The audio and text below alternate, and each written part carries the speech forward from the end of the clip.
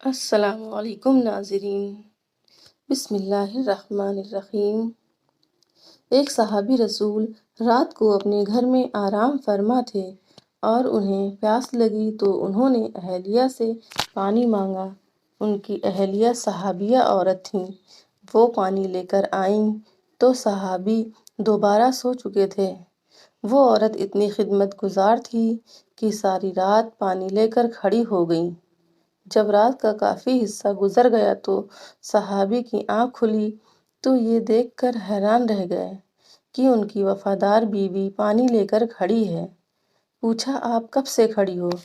اہلیہ نے جواب دیا کہ جب آپ نے پانی مانگا تھا، میں پانی لے کر آئی تو آپ آرام فرما چکے تھے، اس لیے میں نے آپ کو جگا کر آپ کے آرام میں خلل ڈالنا مناسب نہ سمجھا اور جگانا بھی گوارا نہ کیا، کیونکہ میں نے سوچا کہ ممکن ہے کہ آپ کی آنکھ کھلے اور آپ کو کوئی پانی دینے والا نہ ہو، کہیں خدمت گزاری اور وفا میں کوتاہی نہ ہو جائے، اس لیے میں ساری رات پانی لے کر کھڑی رہی۔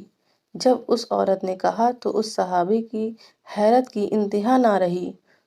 وہ فوراً اٹھ کر بیٹھ گئے اور عجیب خوشی کی حالت میں اپنی بیوی سے کہنے لگے کہ تم نے خدمت کی انتہا کر دی، اب میں تم سے اتنا خوش ہوں کہ آج تم مجھ سے جو مانگو گی میں دوں گا۔ صحابیہ نے کہا، مجھے کسی چیز کی ضرورت نہیں ہے، بس آپ راضی اور خوش رہیں۔ لیکن جب صحابی نے بار بار اصرار کیا تو صحابیہ نے کہا، میرا مطالبہ پورا کرنا ہے تو مہربانی کر کے مجھے طلاق دے دیجیے۔ جب انہوں نے یہ الفاظ کہے تو صحابی حیران رہ گئے۔ انہوں نے کہا، اتنی خدمت گزار بیوی آج مجھ سے طلاق کا مطالبہ کر رہی ہے۔ انہوں نے یہ کہا، میں وعدہ کر چکا ہوں، اس لیے میں آپ کا مطالبہ پورا کروں گا، لیکن پہلے چلتے ہیں، رحمت دو عالم صلی اللہ علیہ وسلم کی خدمت میں آپ سے مشورہ کے بعد جو فیصلہ ہوگا اسی پر عمل کروں گا۔ چنانچہ صبح صادق کا وقت ہو گیا تھا۔ یہ دونوں میاں بیوی گھر سے نکل گئے، رحمت دو عالم صلی اللہ علیہ وسلم کے حجرے کی طرف روانہ ہوئے۔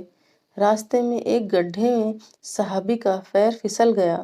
ان کی بیوی نے ہاتھ پکڑ کر صحابی کو اٹھایا اور کہا، آپ کو چوٹ تو نہیں آئی؟ صحابی نے کہا، نہیں، البتہ پیر میں تکلیف ہے۔ صحابیہ نے کہا، چلیے گھر چلیں۔ صحابی نے کہا، اب تو قریب آ چکے ہیں۔ صحابیہ کہنے لگی، نہیں، واپس چلیں۔ چنانچہ جب واپس گھر آئے تو صحابی نے پوچھا کہ مجھے تو سمجھ نہیں آئی کہ سارا ماجرا کیا ہے۔ صحابیہ نے کہا، مسئلہ یہ ہے کہ میں نے سنا ہے کہ جسے ساری زندگی میں کوئی تکلیف نہ ہو اس کے ایمان میں شک ہے، کیونکہ جو بھی ایماندار ہوتا ہے وہ ضرور تکلیف میں آزمایا جاتا ہے۔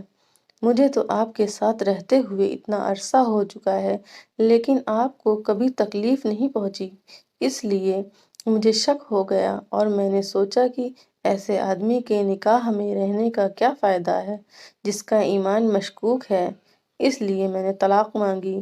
لیکن جب راستے میں آپ کے پیر میں موچ آئی تو میرا شک رفع ہو گیا کہ الحمدللہ آپ تکلیف میں آزمائے گئے اور آپ نے اس تکلیف پر صبر کیا۔